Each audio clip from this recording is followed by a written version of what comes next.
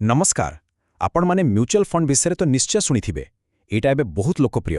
हेले सत कहिबाकू गले अनेक लोक एहाकू नै द्वंद्वरे थांती तेबे चिंता करंतुनी आज आमे एहाकू पूरा सरल भाषा रे बुझिबा आपणक मनरे भी कौन यही प्रश्न आसे माने इन्वेस्टमेंट कथा सुनिले लागे जेमिति एक बहुत बड़ आउ जटिल गणित किंतु सतरे कौन सेमथि ना आदौ नुहे यार एक बहुत सीधा सड़क रास्ता अछि देखंतु निवेश करिबाकू गले साधारणतः एही सबु असुविधा आसे मार्केट विषय गभीर ज्ञान दरकार केउठी पैसा लगेइबो सेथिपय बहुत रिसर्च करिबाकू पड़े आ सबुठु बड़ कथा बहुत टंका दरकार ए सबु समस्तक पाखरे तो नथाए हेले जदि एही सबु समस्यार गोटिए समाधान थांता हां सेठी ही आसे म्यूचुअल फंड। आज आमे कौन सबु जानिबा सेटा उपरे टिके नजर पकेबा प्रथमे देखिबा निवेशर आह्वान तापरे बुझिबा म्यूचुअल फंड प्रकृतरे कौन एहा केमिति काम करे एथिरे निवेश कले लाभ कौन आउ शेषरे किछि मुख्य कथा मने रखिबा। तबे चालंतु आरंभ करिबा एही जो म्यूचुअल फंड शब्दटा आमे सुनुछे एहार अर्थ कौन एहार मूलमंत्र हेउछि एकतारे बळ माने समस्ते मिसिकी काम करिबा एहाको एमिति बुझंतु जेमिति बहुत लोकंकर छोट छोट पानी टपा मिसी गोटे बड़ नई तयारी हुए ठीक सेमिति आपणक भड़ी अनेक लोकंकर छोट छोट संचय मिसी एक बड़ पुंजी तयारी हुए आउ सेही पुंजी को ही निवेश करा जाए। एहार काम करिबा प्रणाली बहुत सहज देखंतु प्रथमे आपणक भड़ी अनेक लोक निज टंका गोटिए जागारे जमा करंती तापरे जणे एक्सपर्ट जहांकु फंड मैनेजर कुहा जाए सेही सबु पैसा को नहीं स्टॉक बॉन्ड परी अलगा अलगा जागारे लगांती आउ सेथिरु जेतेबेले लाभ हुए ताहा समस्तंक भितरे बांटी दिया जाए। आउ हाँ भारत रे म्यूचुअल फंड गोटे पूरापूरी सुरक्षित आउ नियम भितरे चालुथिबा व्यवस्था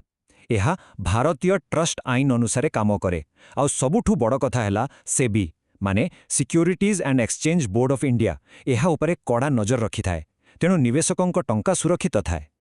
अच्छा तेबे एबे टिके आहुरी भितरकू जाई बुझिबा माने आपण टंका देबा परे प्रकृतरे कौन हुए आउ सेथरु रिटर्न केमिति मिले। जितेबेले आपण म्यूचुअल फंड रे टंका लगांती आपणकु ता बदलरे किछि यूनिट्स मिले एहाकू एमिति भाबंतु जेमिति आपण गोटे बड़ केक रु छोट खंडे किणुछंती सही छोट खंडटी हेउछि यूनिट जहा सही पूरा फंड रे आपणकर केते अंश अछि ताहा देखाए। तो एबे प्रश्न आसुची आपण किनिथिबा गोटिए यूनिटर दाम केते ताहा नेव बा नेट एसेट वैल्यू रु जणा पड़े एहा हेउची सीधा कथारे गोटिए यूनिटर दाम प्रतिदिन बजार बंद हेबा परे एहाकू हिसाब करा जाए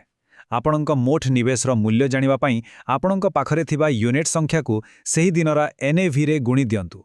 म्यूचुअल फंड रो सबुठु बड़ सुविधा हैला आपणक टंका गोटिए जिंसरे लागे नाही फंड मैनेजर एहाकू अलगा अलगा जागारे बांटी दियंती किछि इक्विटी बा स्टॉक्स रे किछि बॉन्ड्स रे किछि सरकारी सिक्योरिटीज रे एहाकू डाइवर्सिफिकेशन कुहा जाए माने गोटिए टोकेरे सब अंडा न रखिबा परी जहा द्वारा रिस्क कमी जाए। म्यूचुअल फंड रु मुख्यतः दुई प्रकार रे लाभ मिले